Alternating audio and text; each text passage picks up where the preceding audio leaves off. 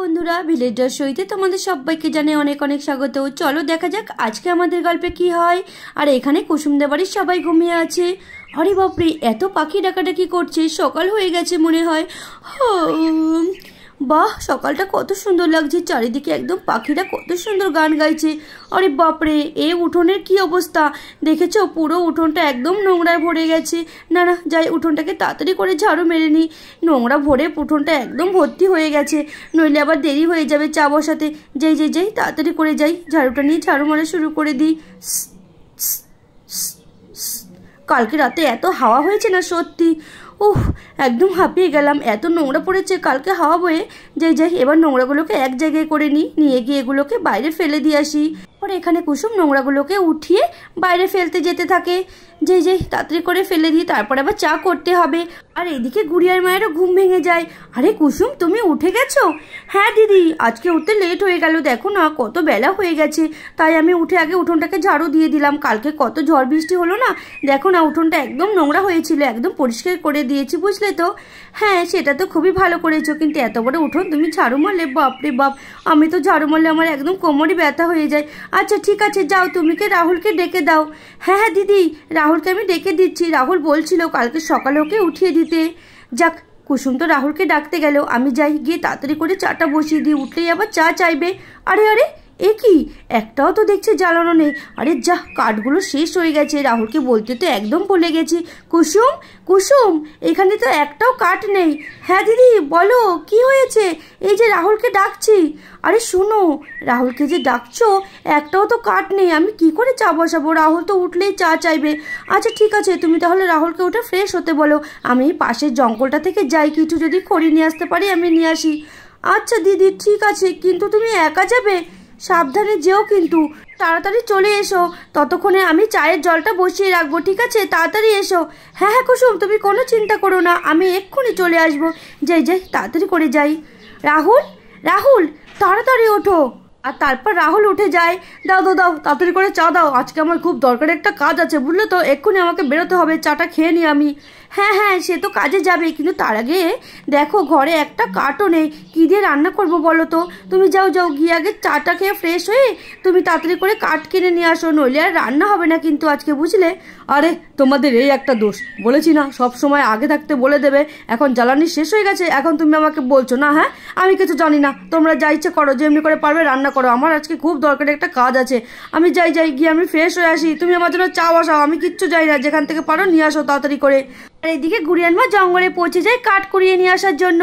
আরে এই তো চলে এসেছি। এইখানে তো দেখছি কত সুন্দর সুন্দর জ্বালানি।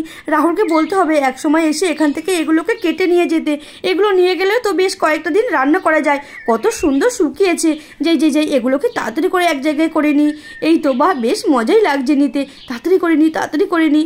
তারপরে এখানে কাঠগুলোকে একটা জায়গায় বেঁধে একটা আঁটি করে নেয়। এই তো হয়ে গেছে। যাই এগুলো নিয়ে তাড়াতাড়ি করে বাড়িতে যাই। রাহুল মনে হয় এতক্ষণে উঠেও গেছে, চায়ের জন্য বসে আছে। কিন্তু গুড়িয়ার মা জানে না যে ওই জঙ্গলে একটা গাছের ডালে একটা পেতনি থাকে। মানুষ এসেছে মনে হচ্ছে, কতদিনের ইচ্ছা আমি মানুষের বাড়িতে গিয়ে থাকবো। যাই ওর ভেতরে ঢুকে ওর বাড়িতে যাই, তাড়াতাড়ি যাই। তারপরে এখানে ভূতটা গুড়িয়ার মার শরীরের ভেতরে ঢোকার চেষ্টা করে, আর সে গুড়িয়ার মার শরীরের ভেতরে ঢুকে যায়, আর তখনই গুড়িয়ার মা ভূত হয়ে যায়। আরে বাহ, কত সুন্দর লাগছে আমাকে দেখতে। যাই তাড়াতাড়ি করে যাই, বড্ড খিদে পেয়ে গেছে। আরে দিদি তো কতক্ষণ হলো জঙ্গলে গেছে, এখনো আসছে না কেন কি জানি? রাহুল তাড়াতাড়ি করে কাজে যাবে, চা খাওয়ার জন্য তো আমার মাথা খারাপ করে দেবে একদম। আর এদিকে গুড়িয়ার মা কাঠ নিয়ে বাড়িতে পৌঁছে যায়, আর আসলে তো সেটা গুড়িয়ার মা না, সেটা হচ্ছে সেই পেতনিটা। এই তো এইখানে রেখে দিই। কি মজা, মানুষের বাড়িটা কত সুন্দর দেখতে, এইখানেই থাকবো আমি এখন থেকে। আরে দিদি, এই কি অবস্থা তোমার? চুলমুল খোলা, একদম এলোমেলো। এই তো যখন গেলে একদম ভালো হয়েছিলে, এখন এরকম হয়ে গেল কি করে? যাও তুমি গিয়ে তাড়াতাড়ি করে চুলটাকে বেঁধে নাও, আমি গিয়ে চাটানায় বসিয়ে দিচ্ছি। এ কি হাল করেছো তুমি তোমার? এইটা আমার কে? আমি তো কিছুই জানি না। ওই যে ওইখানে খুব হাওয়া দিচ্ছিল, তাই আমার চুলটা এলোমেলো হয়ে গেছে। হাওয়া দিচ্ছিল? কি বলছো? আজকে সকাল থেকে যা গরম, একটা গাছের পাতাও নড়ছে না, আর তুমি বলছো নাকি হাওয়া দিয়েছে? তুমি পাগল হয়ে গেলে নাকি? যাও যাও যাও, তাড়াতাড়ি করে গিয়ে তুমি চুলটাকে বেঁধে নাও তো, যাও। আরে মানুষের বাচ্চাটা এ কি বলছে? কিছুই তো বুঝতে পারছি না, কিন্তু আমার তো খুব খিদে পেয়েছে। আমি এবার কি করি? ওই তো ওইখানে একটা গরু দেখতে পাচ্ছি, যাই যাই যাই, ওটাকে আস্তে চেপে খাই।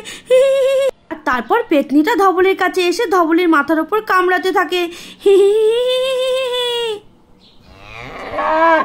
আর তখনই সেটা কুসুম দেখতে পায়। আরে আরে দিদি, দিদি ওটা কি করছে? দিদি ধবলিকে ওরকম কামড়াচ্ছে কেন? আরে দিদি, তুমি এটা কি করছো? আরে আমি তো কিছুই বুঝতে পারছি না, এবার আমি কি করি? আরে রাহুল, রাহুল দেখো তোমার পেছনে একবার তাকাও, দেখো দিদি ওটা কি করছে। আরে কি করছে? কিছুই বুঝতে পারছি না, তাড়াতাড়ি গিয়ে চা করো, যাও যাও, তাড়াতাড়ি দেখো তাড়াতাড়ি।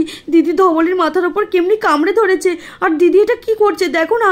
আমার মনে হয় দিদির ভেতরে কোনো ভূত পেতনিতে ভর করেছে নাকি, তুমি একবার দেখো না। কি মজা, কি মজা, এইটাকে আজকে খাবো, পেট ভরে খাবো। আরে তাই তো বৌদি, কি করছো? আরে আমি তো কিছুই করছি না, আমি একটু এই খেলা করছি, একটু কিছু না। রাহুল তুমি ওর কথা শোনো না, এটা পেতনি আমার ঠিক মনে হচ্ছে। যাও যাও যাও, তুমি তাড়াতাড়ি গিয়ে কোনো ওঝাকে ডেকে নিয়ে আসো, নইলে কিন্তু একটা বড় অঘটন ঘটে যাবে, তাড়াতাড়ি যাও। হ্যাঁ হ্যাঁ, আমি এক্ষুনি যাচ্ছি, এক্ষুনি যাচ্ছি।